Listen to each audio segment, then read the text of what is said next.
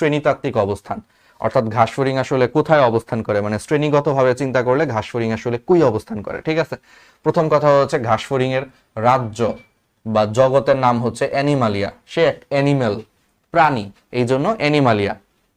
তারপরে ঘাসফড়িং এর পর্ব হচ্ছে আর্থ্রোপোডা। কেন আর্থ্রোপোডা? কারণ ঘাসফড়িং এর যে বাইরের খোলসটা বা বহিকঙ্কালটা হচ্ছে কাইটিন নির্মিত আর সন্ধিপদী, মানে জয়েন্ট যুক্ত হচ্ছে তোমার পা থাকে। আচ্ছা, এরপরে ঘাসফড়িং এর শ্রেণী হচ্ছে ইনসেক্টা। ইনসেক্টা নামটা তো বুঝতেই পারতেছো, ইনসেক্ট থেকে আসছে, ইনসেক্টের বাংলা হচ্ছে পতঙ্গ, সে পতঙ্গ, এই জন্য ইনসেক্টা। কেন? কারণ এই যে দেহ, মস্তক, বক্ষ, উদর এই তিনটা অংশে বিভক্ত।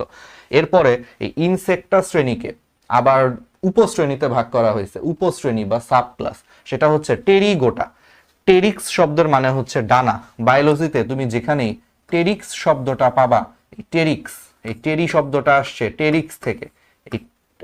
এই টেরিক্স মানে হচ্ছে ডানা, বুঝছো? এই টেরিক্স শব্দের মানে হচ্ছে ডানা, তাহলে টেরিগোটা, ডানা বিশিষ্ট হচ্ছে পতঙ্গ। অর্ডার বা বর্গ হচ্ছে অর্থোপটেরা। অর্থোপটেরা কেন? কারণ তার 2 জোড়া ডানা আছে। আর ফ্যামিলি হচ্ছে ওই যে পাইরগোমরফিডেই। পাইরগোমরফিডেই কেন? কারণ সে রঙিন। আর জেনাস হচ্ছে পয়কিলোসেরাস, স্পিসিস হচ্ছে পয়কিলোসেরাস পিকটাস। তাহলে বুঝছো, অ্যানিমালিয়া, দেন আর্থ্রোপোডা, দেন ইনসেক্টা, ইনসেক্টার আন্ডারে হচ্ছে সাবক্লাস বা উপশ্রেণী হচ্ছে টেরিগোটা। টেরিক্স মানে ডানা, তাহলে ডানা বিশিষ্ট পতঙ্গ, এই জন্য টেরিগোটা। এরপরে অর্ডার বা বর্গ হচ্ছে অর্থোপটেরা। অর্থোপটেরা মানে হচ্ছে 2 জোড়া ডানা বিশিষ্ট। দেন পাইরগোমরফিডেই, এটা হচ্ছে রঙিন ঘাসফড়িং। দেন হইতে বুঝতেই পারতেছো পয়কিলোসেরাস পিকটাস।